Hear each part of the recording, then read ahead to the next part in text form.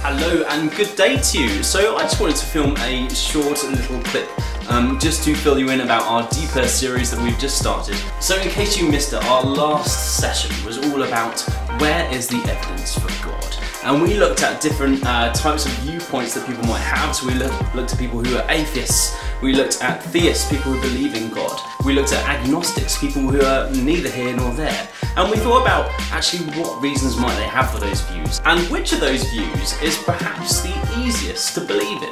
We then dug into the Bible, we looked at the character of Thomas, and Thomas was someone who was famously known for his doubting that Jesus had risen from the dead. He actually said to the disciples, listen, if I can put my fingers into the wounds of Jesus' hands, then I would know that Jesus surely is alive. Sure enough, Jesus then appeared to him and Thomas was able to. It's good to question, we looked at that, it's good, really good to question why we believe what we believe, just as Thomas did. We then looked at science and we looked at God and how actually the two can exist really well together.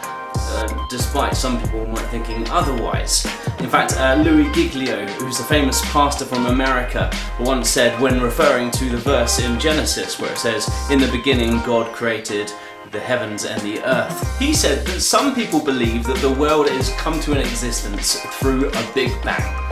And he actually said, do you know what, I kind of like that idea. I like the idea that perhaps God spoke and suddenly the heavens appeared through a giant explosion. Why not? Why not? In fact, in the Street Bible version it says, in the beginning nothing, total darkness, void everywhere, and then suddenly boom, stuff everywhere. I love that translation. It makes us think of the Big Bang, doesn't it? Why couldn't it happen that way? We then looked in the book of Romans where it talks about how all creation around us is evident to see of the existence of God. I love it when we're going out for walks, when we're going into the countryside, or even looking at a sunset. Now, how can you look at something so beautiful and just think that there's no such thing as God? We then looked at other evidence in creation of how there must be a designer, something behind it. We looked at the monarch butterfly. Look into it if you can. It's an amazing creature that takes a beautiful journey across such a far,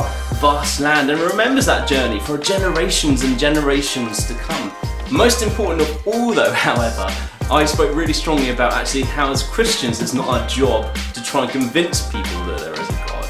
But actually as Christians it's our job to try and portray Jesus, to reflect Jesus in our lives to others out there. Okay? Jesus came to this earth, he taught us a brilliant way of how to live, how to love and share the message of him.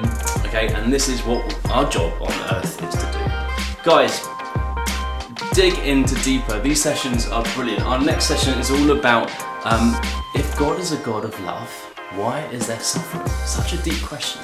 Okay, these topics are here to grab your attention, to make you eager to know more. Okay, I really hope you can join us for our next session. God bless. Bye bye.